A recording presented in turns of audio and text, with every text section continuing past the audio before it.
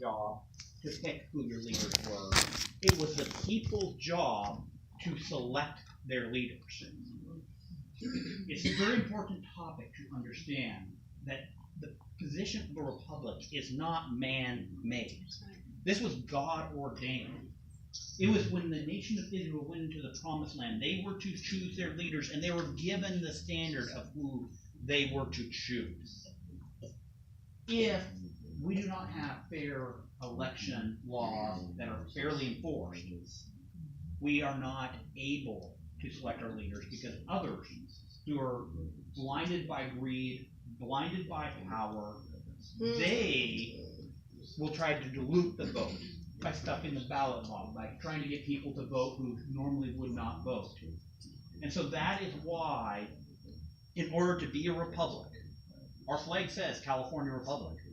We are, our Pledge of Allegiance talks about the republic for which it stands. We are a republic. Where did we get that concept? We got that concept from Deuteronomy, of selecting our leaders. Awesome. And I wish I could remember the chapter and verse. I think it's in the first chapter or the second chapter of Deuteronomy. You guys can look it up, and I'm sure you'll be able to find it. Well, that's what we need to do. We need to get it back to where it's a fair process for people to choose their leaders.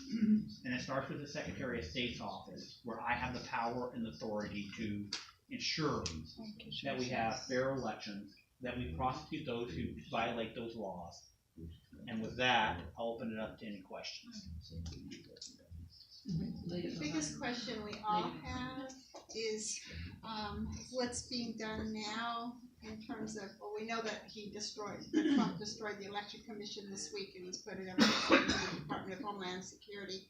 So how will that, do you think it'll be in time for our election? I don't worry about that, because I serve a God who's so much bigger. Yeah. Yeah. Stand up there. God,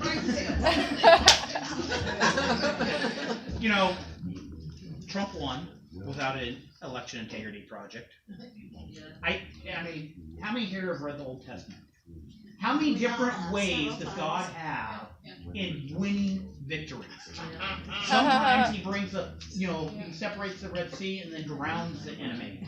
Sometimes Moses has to hold his hand up.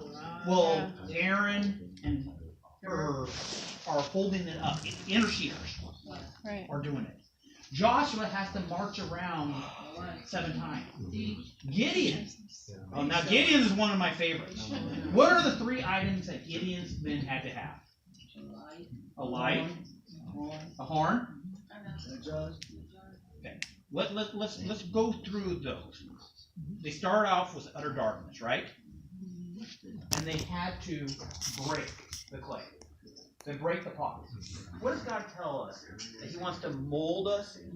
He wants to make us.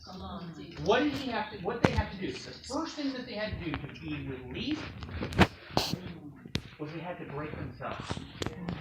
The very first thing